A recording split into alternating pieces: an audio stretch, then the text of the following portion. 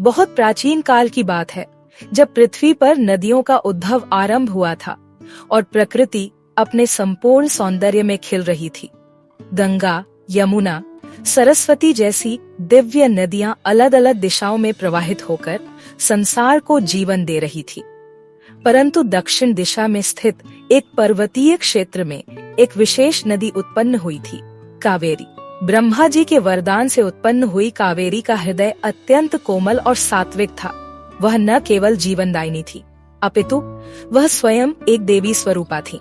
वह अपने हृदय में सदा एक इच्छा लेकर प्रवाहित होती थी कि वे भी उस दिव्य स्थान की प्राप्ति करें जैसा गौरव नर्मदा को प्राप्त है।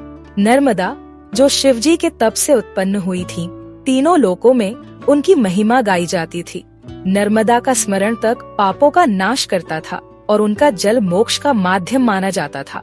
कावेरी माता यह जानती थी कि वे स्वयं भी पवित्र हैं, लेकिन उनका अंतर्मन बार बार यही प्रश्न करता था, क्या मेरी पवित्रता भी नर्मदा के समान पूज्य होगी? इसी प्रश्न ने उन्हें तप की ओर प्रेरित किया। वे दक्षिण से यात्रा करती हुई उत्तर की ओर चलीं और विंध्याचल की पर्वतमालाओं में एक एकांत स्थान पर जाकर कठोर तपस्या करने लगीं। उन्होंने भोजन और निद्रा का त्याग कर दिया। केवल ध्यान, मौन और शिव का स्मरण। वह बार बार शिवजी से प्रार्थना करती, हे प्रभु, मेरी आत्मा की यह तृषा शांत कीजिए। मुझे ऐसा अवसर दीजिए कि मैं भी नर्मदा के समान श्रद्धा की पात्र बन सकूं। वर्षों बीत गए, ऋतुएं बदलती रहीं, लेकिन कावेरी का तप अडिग रहा। अंततः उनकी भक्ति और समर्पण से प्रसन्न होकर भगवान शिव प्रकट हुए। उनकी जटाओं से मंद प्रकाश निकल रहा था और उनका मुख सौम्य किंतु तेजस्वी था। उन्होंने कावेरी को वरदान देते हुए कहा, हे देवी, तुम्हारा तप महान है। मैं तुम्हें आशीर्वाद देता हूँ कि एक दिन तुम्हारा संगम नर्मदा से हो और वह स्थान इतना पुण्यकारी होगा कि वहाँ जो भी स्नान करेगा वह जन्मों के पापों से मुक्त हो जाएगा। वह स्थान तीनों लोकों में प्रसिद्ध होगा।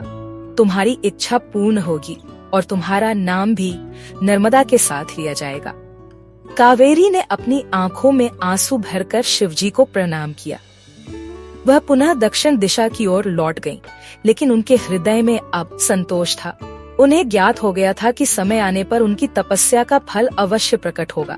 उधर नर्मदा अपनी धारा में सदा की भांति शांत और गंभीर होकर बहती रही। उन्हें किसी विशेष की प्रतीक्षा नहीं थी। वे जानती थी कि सृष्टि का हर कार्य एक नियत समय पर होता है। नर्मदा का प्रवाह शिव के संकल्प से उत्पन्न हुआ था और उसी संकल्प से आगे वह अपने मार्ग पर चलती थी। कई युग बीत गए। मनुष्यों में धर्म की हानि होने लगी थी। लोभ, मोह और अधर्म ने जगह लेना शुरू कर दिया था। प्रकृति शांत थी, लेकिन मानव आत्मा में अशांति फैलने लगी थी। ऐसे समय में एक दिव्य आकाशवाणी गूंजी, नर्मदा और कावेरी के संगम पर जो कोई स्नान करेगा वह पापों से मुक्त होगा। वहाँ एक दिव्य शक्ति की उपस्थिति है। वह स्थान अब जागृत होने वाला है। उसी समय यक्षों के अधिपति कुबेर को भी आत्मिक क्लेश होने लगा। वे धनपति थे, समस्त ऐश्वर्य उनके पास था, लेकिन फिर भी उनके हृदय में एक अपूर्णता बनी हुई थी। वे शिवजी के परम भक्त थे और हमेशा उनकी सेवा में लगे रहते थे। एक दिन उन्होंने शिवजी से कहा, हे प्रभु, मुझे आत्मिक संतोष की प्राप्ति नहीं हो रही। मुझे एक ऐसा स्थान बताइए जहाँ मैं तप कर सकूं और आपके सानिध्य में अपने जीवन का सच्चा अर्थ प्राप्त कर सकूं। शिवजी ने मुस्कुराकर कहा, जाओ कुबेर, रेवा नदी के तट पर जाओ जहाँ वह कावेरी से मिलती है। वहीं जाओ और तप करो। वहाँ तुम्हें वह मिलेगा जो धन से नहीं, केवल भक्ति और तप से प्राप्त होता है। कुबेर शिवजी के आदेश का पालन करते हुए चल पड़े। उन्होंने कई दिन और रातें यात्रा में बिताई। अंततः वे ओंकार पर्वत के समीप पहुँचे, जहाँ नर्मदा अपनी दोनों धाराओं में उस द्वीप के चारों ओर बहती थी। वहीं उन्हें एक लुप्त धारा दिखाई दी। वह कावेरी की गुप्त धारा थी, जो नीचे धरती के भीतर से होकर वहाँ नर्मदा से मिलने आई थी। यह दृश्य अत्यंत अलौकिक था। ध्वनि नहीं थी, केवल एक मौन था और उस मौन में भी गूंज थी, जैसे धरती की आत्मा बोल रही हो। कुबेर वहीं रुक गए और उन्होंने तप आरंभ किया। कुबेर ने एक शिवलिंग स्थापित किया और उसे कावेरी और नर्मदा के जल से स्नान कराकर पुष्प अर्पित किए। वे दिन में केवल एक बार फलाहार, करते और रात्रि में ध्यान में लीन रहते। उनका शरीर धीरे धीरे तप के प्रभाव से क्षीण होता गया, लेकिन उनका अंतर्मन दिव्यता से भरने लगा। इस तपस्या की ऊर्जा से पूरा क्षेत्र मंत्रमय हो गया। देवर्षि नारद वहां पहुँचे और उन्होंने कुबेर से कहा, हे यक्षराज, तुम्हारा तप शीघ्र ही फल देगा।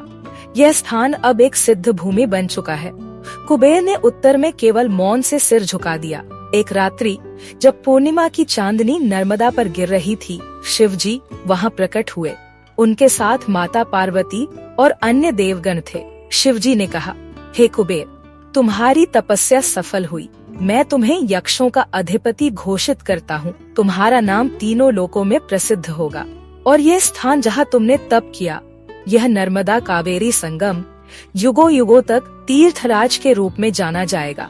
कुबेर की आंखों से आंसू बह निकले। उन्होंने भूमि पर प्रणाम करते हुए कहा, प्रभु, मेरी इच्छा है कि यह स्थान कलियुग के मनुष्यों के लिए भी मोक्ष द्वार बने। जब धर्म लुप्त होने लगे, तब यह स्थान उन्हें सत्य की ओर वापस लाने का माध्यम बने। शिवजी ने आशीर्वाद देते हुए कहा, तथास्तु। उसी क्षण उस संगम स्थान पर एक तेजस्वी प्रकाश उठा और वहाँ की रेत, जल और वायु में दिव्यता का स्थायी वास हो गया। तब से वह स्थान, जहाँ नर्मदा और कावेरी की धाराएं आपस में मिलती हैं, एक पवित्र संगम तीर्थ बन गया। वहाँ पर आने वाले प्रत्येक व्यक्ति को एक आंतरिक शांति का अनुभव होने लगा। ऋषि, मुनि, गृहस्थ सब वहाँ आकर तप और स्नान करने लगे। वहाँ की हवा में एक ऐसी शीतलता थी जो केवल देह को नहीं, मान्यता बन गई कि यदि कोई व्यक्ति वहाँ केवल एक मुट्ठी जल भी श्रद्धा से अर्पित करता है, तो वह 100 यज्ञों के फल को प्राप्त करता है। वर्षों बाद जब पांडवों को वनवास मिला, तब वे भी इस संगम स्थान पर पहुँचे। वहाँ उन्हें मार्कंडेय ऋषि मिले, जो वर्षों से इस तीर्थ में तप कर रहे थे। युधिष्ठिर ने उनसे निवेदन किया, भगवन, कृपया हमें इस पवित्र स्थान की महिमा बताइए। तब ऋषि ने उन्हें पूरी कथा सुनाई। कावेरी का तप, शिव का वरदान, कुबेर की साधना और संगम की सिद्धि। युधिष्ठिर और उनके भाई अत्यंत भाव विभोर हो गए। उन्होंने वही नर्मदा में स्नान किया, कावेरी की पवित्र धार से आचमन किया और शिवलिंग पर जल अर्पित किया। जब तक यह सृष्टि है, तब तक यह संगम भी जीवित रहे और इसका पुण्य लोकों तक फैले। स्कंद पुराण के रेवा खंड में यह कहा गया है, जो मनुष्य नर्मदा कावेरी संगम में स्नान करता है, वह अपने समस्त पापों से मुक्त होकर परम पद को प्राप्त करता है। यही कारण है कि यह संगम तीर्थ, जो ओमकारेश्वर में स्थित है, आज भी श्रद्धालुओं द्वारा अत्यंत पूज्य माना जाता है। जब सूर्य की पहली किरण नर्मदा की जलधारा पर गिरती है और कावेरी की अदृश्य धारा उस जल को स्पर्श करती है, तब ऐसा प्रतीत होता है मानो स्वयं शिव और पार्वती वहाँ स्नान कर रहे हों।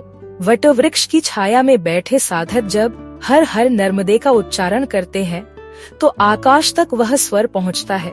नर्मदा और कावेरी 2 नदियाँ नहीं, 2 चेतनाएं एक संगम में मिलकर वह शक्ति बन जाती है, जो केवल पाप नाश नहीं करती, अपितु आत्मा को मुक्त कर देती है। इस प्रकार नर्मदा कावेरी संगम की यह कथा हमें बताती है कि तप, श्रद्धा और संकल्प यदि सच्चे हों, तो देवता स्वयं प्रकट होकर उसे पूर्ण करते हैं। नदियाँ केवल जल नहीं, बल्कि धर्म, त्याग और प्रेम की धारा होती है, जो हर युग में मानवता को दिशा देती है।